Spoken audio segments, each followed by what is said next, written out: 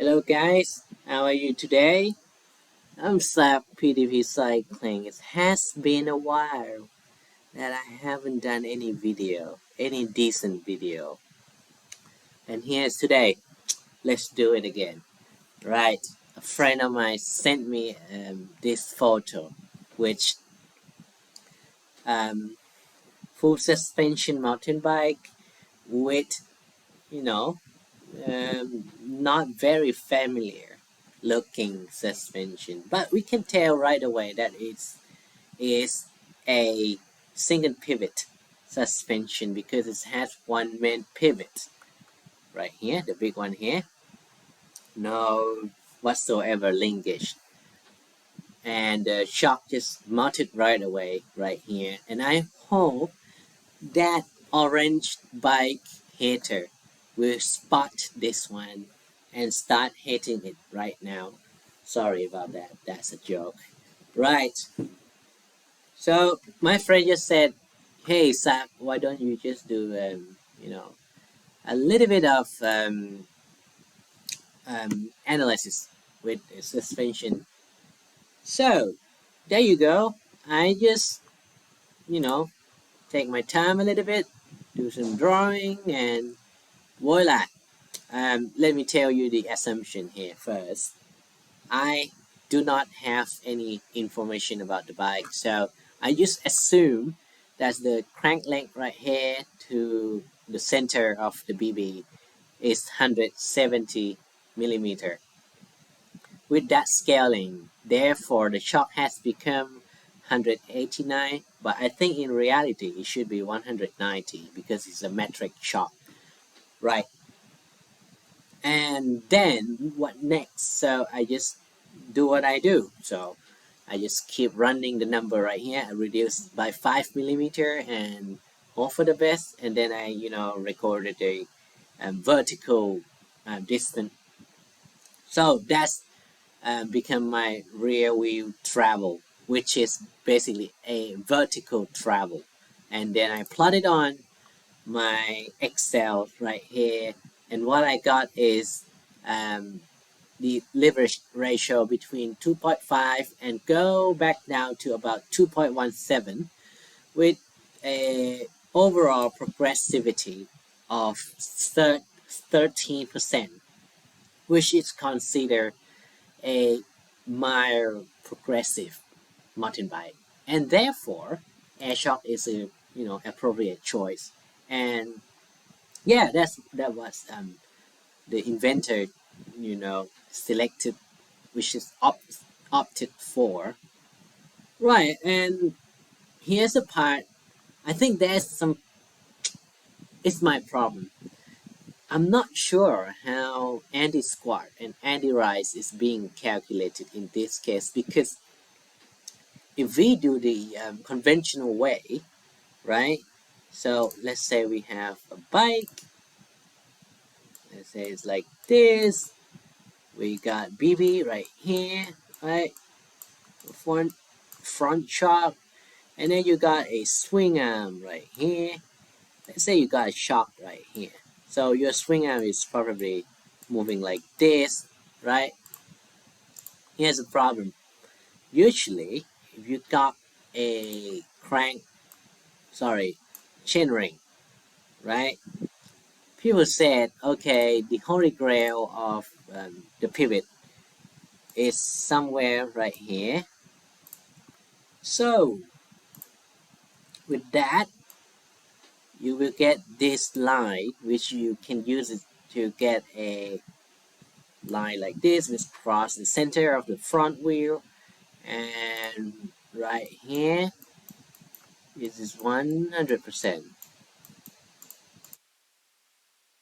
For anti-rise and for single pivot bike, it's almost always for the anti-squat as well. So this point is roughly about 100%.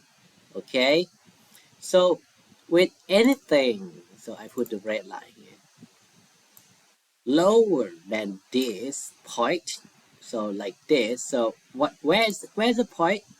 I'm pointing right here. So this point right here is a reference point.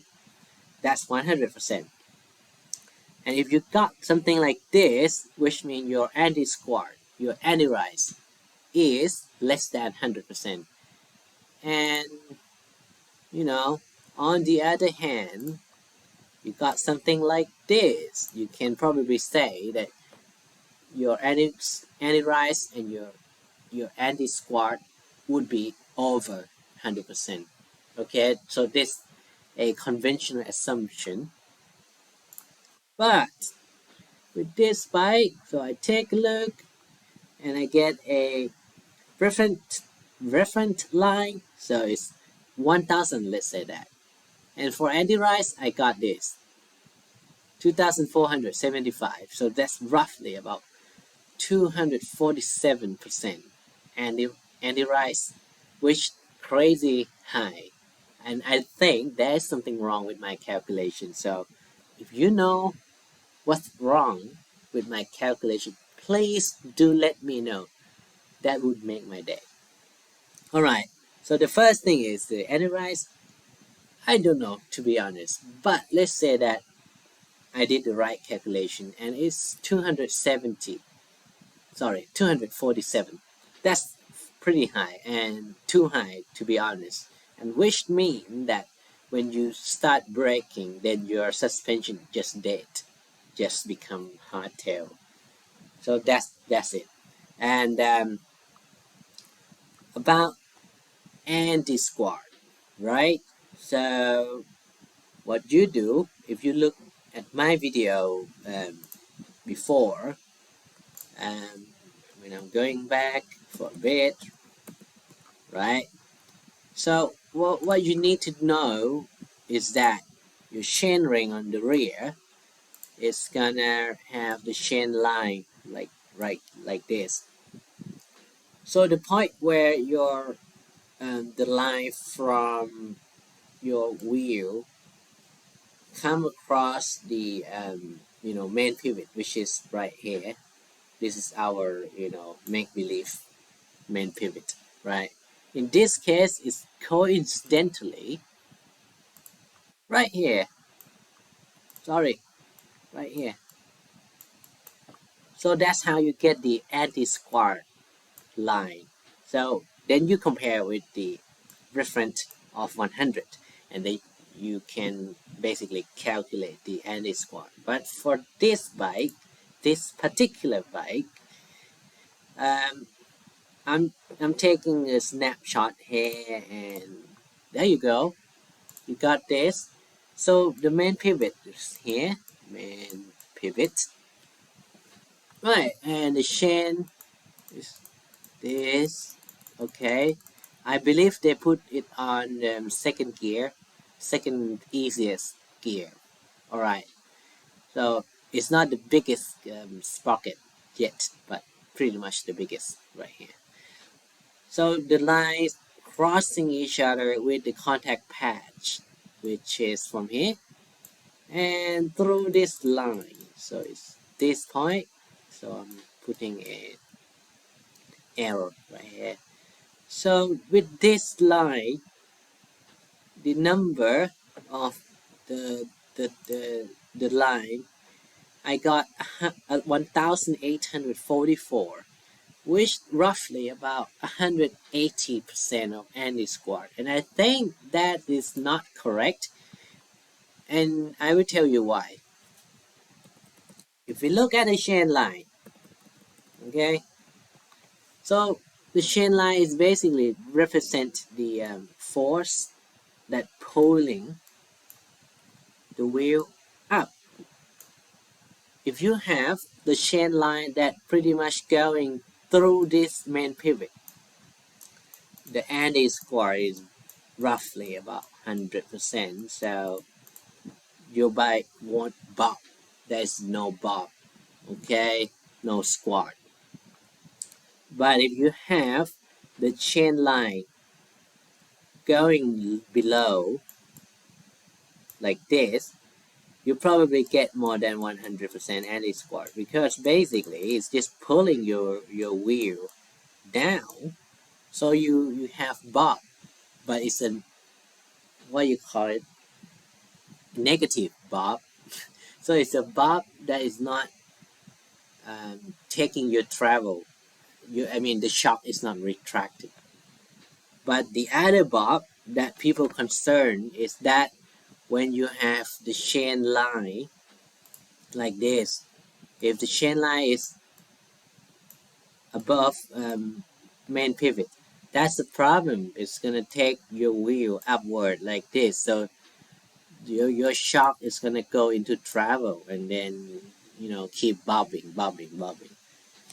Right, and that's the thing. So when I took this approach, that okay, let's use this one and determine that the contact patch going through this main pivot, this is 100% line. Then at this condition, this line right here from my calculation, that would be a anti-squat lower than 100%. And with the quick calculation, it's become roughly about 74% for the anti-squat.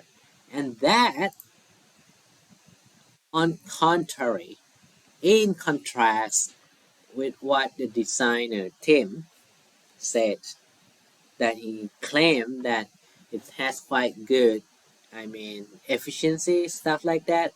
And I saw something in the rear, I think, that he said, okay, he's not making like long travel version. He's just gonna go for just 100 something. Yeah, because pedaling efficiency is the key. And